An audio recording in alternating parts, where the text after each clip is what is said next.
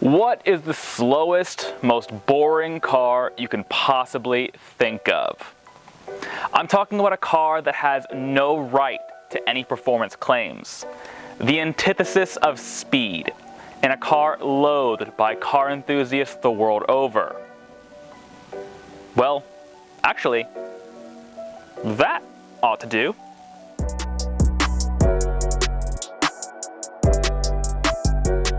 This is a 2013 Toyota Prius. It was built solely for the purpose of taking on soul-crushing commutes and good fuel economy. And this Prius is my new track day car. Meet the Track Taxi.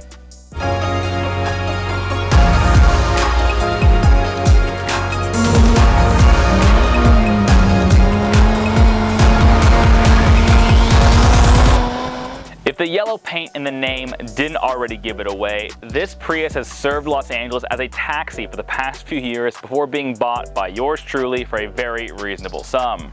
It's beat up, the interior reeks, and it's also very, very slow, which sounds like the perfect base for a track day car build.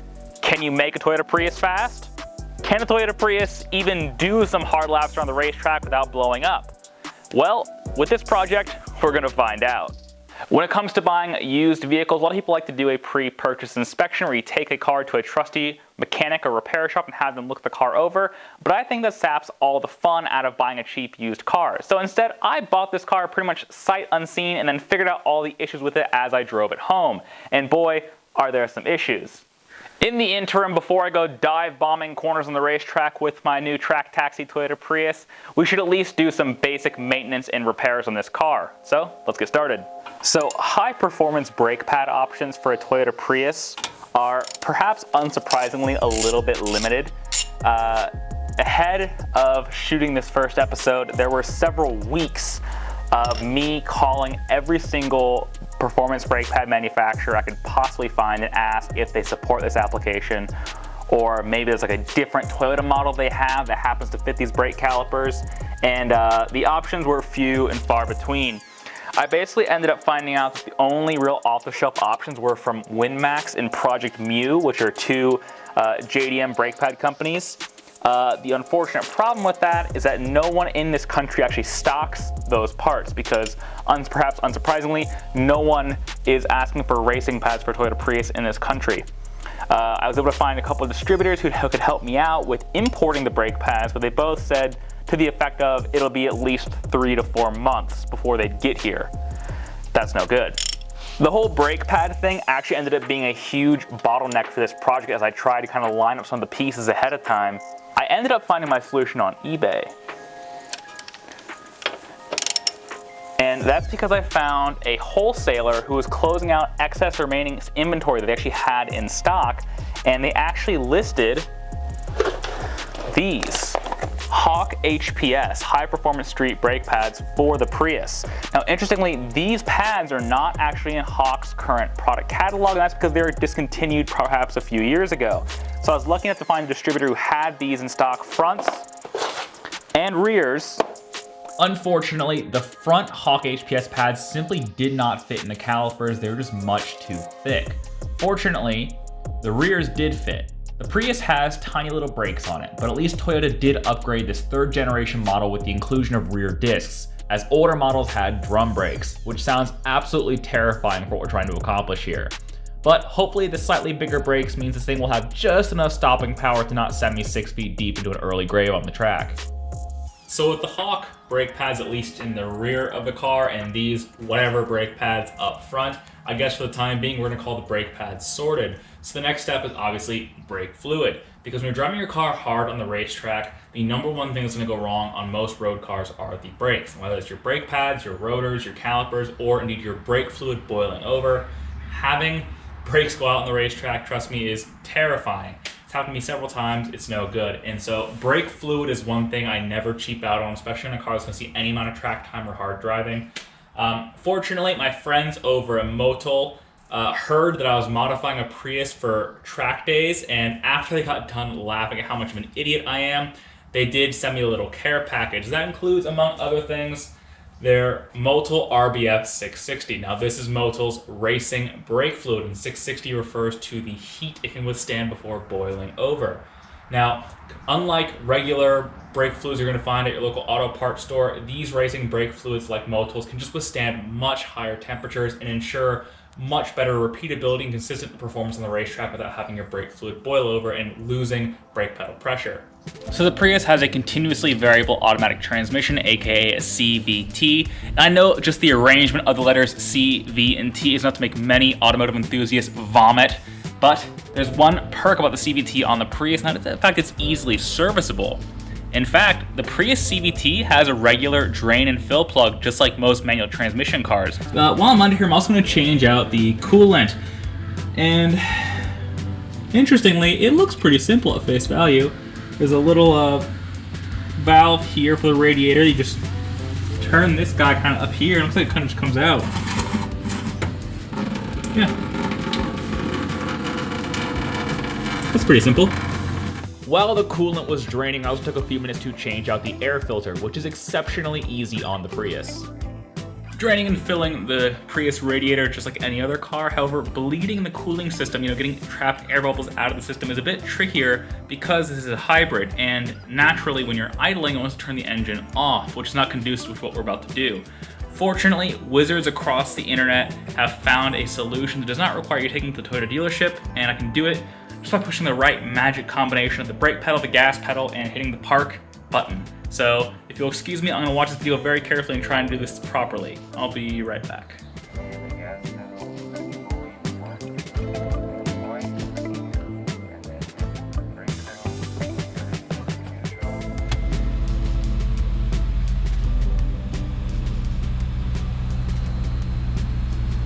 Things are looking pretty good with the Prius here. The brakes are sorted, at least for the time being. The transmission fluid's been changed. We flushed the cooling system. Last night I even managed to change the spark plugs on this beast. And today we're going to do the 2 remaining services on this thing before we can go to the racetrack. Much like the engine uses coolant over here, so too does the hybrid system. This is the inverter coolant right here. Fortunately, it uses the same stuff as the engine does.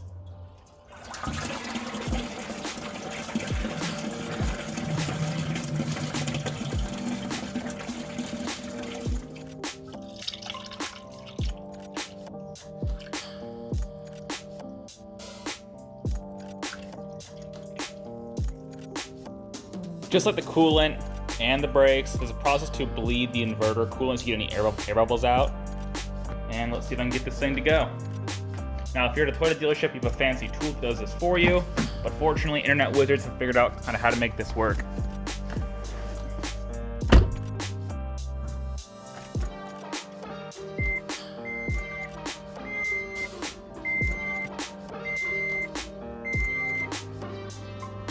So the car is in ready mode. You can hear the inverter whirring. Oh yeah, it just sucked it right down. After cycling the inverter a few times, with all the air bubbles knocked out of that thing, the level's good to go. And the only thing we have left before heading to the track is, of course, an oil change. And again, thanks to the folks at Motul, I'll be running their Hybrid Series 0W20 full synthetic. This is enough for 2 changes on the Prius.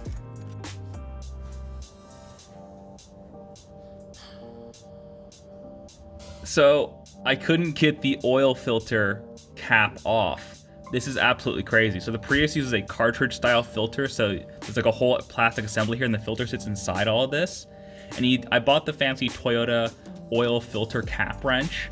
And then I put a ratchet to it and no dice. I put my electric impact to it. No dice. I let this thing sit on there fully charged for a minute straight. Nothing. I Googled this and apparently it's very common on this car, and the most popular advice I saw was to get a breaker bar.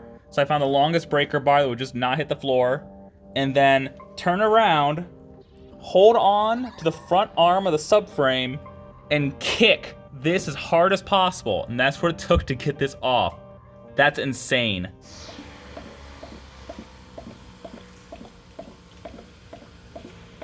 New fluids all around, freshened up brakes. I think this thing's finally ready to party. So see you guys at the racetrack. And check it out, we made it to Willow Springs with the track taxi, not entirely without incident. First things first, the weather today is quite bleary. We're fighting rains and heavy winds, as you can hear through the microphone very clearly. But more importantly, on the way here, the dashboard lit up full Christmas tree. The car began misfiring like crazy. And it turns out that the fuel rail bolts had somehow come loose on the Prius, backed out the fuel injection system, and caused the car to have crazy misfires. Fortunately, a 12mm socket later and a roadside quick repair, and we're back on the road. Check engine lights cleared, and we made it. And our session's coming up very soon. I'm very curious to see how this car does. So I'll see you guys on the racetrack. Back from the drivers' meeting, interestingly, they decided to make a little change to the track for reasons really unknown. So I'll put a picture on the screen here, but they decided to swap out the skid pad section of the track and instead use a section of the track that's not really used that often. It's called the dog leg. It's a series of kind of, instead of a big, right hand 180-degree turn in the skid pad, the dog leg is a series of kind of, tight, kinked up corners. I'm not really sure what that's going to do to lap times. I've been told from talking to a few people here that because the overall distance is a bit shorter, even though it's lower speed, the lap times to a usual streets with a lap will be roughly comparable. But if you're wondering why I'm zigzagging through this little unused section of the tracks that are going through the skid pad, that's why. All right, first session on track. I've literally no idea what to expect.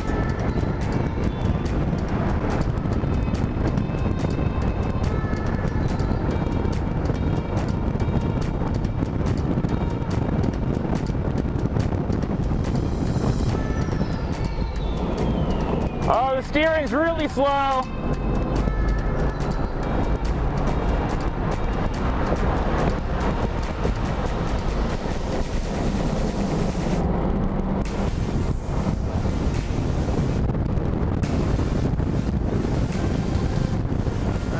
Okay, I guess not.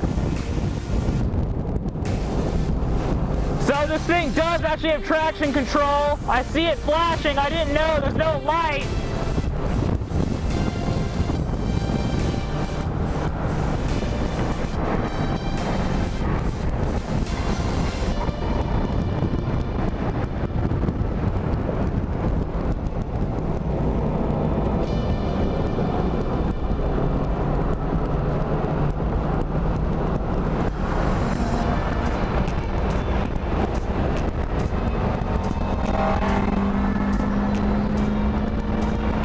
Hopefully you can hear me. I apologize for the wind noise. I'm trying my best with the microphone down here.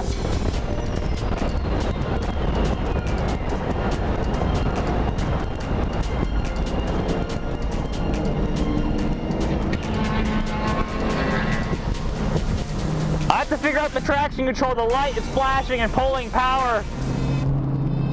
Oh, here's the change to the track. Oh, the steering is so slow.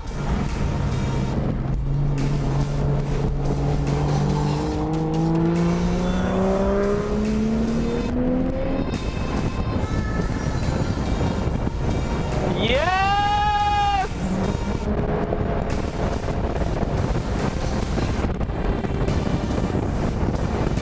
Oh my God, it's so slow.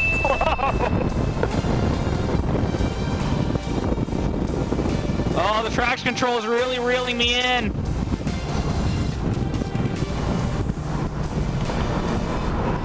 I have to figure out how to turn it off.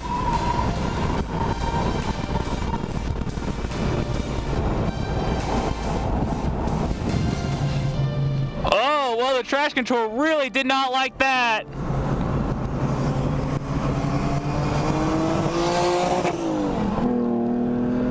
Wow, the traction control really just kicked on real hard there and dragged the car to a halt.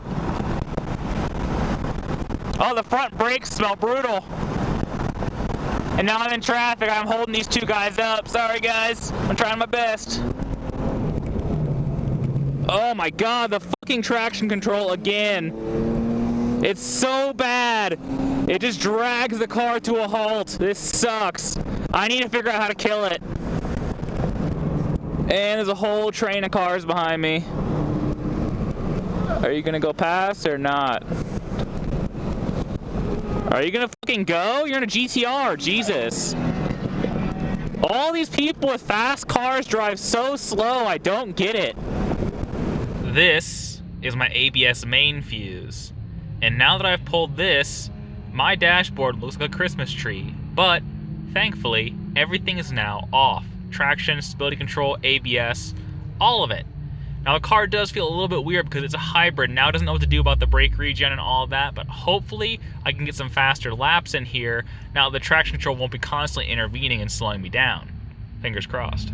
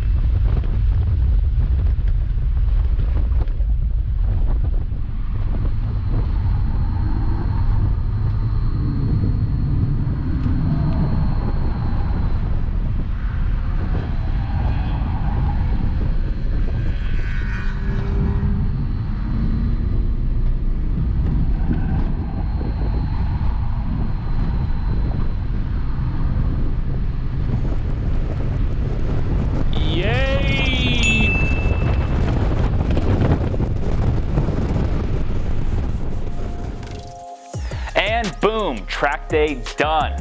But before we talk about that hot lap, let me give you some very interesting facts about the Prius first track day outing.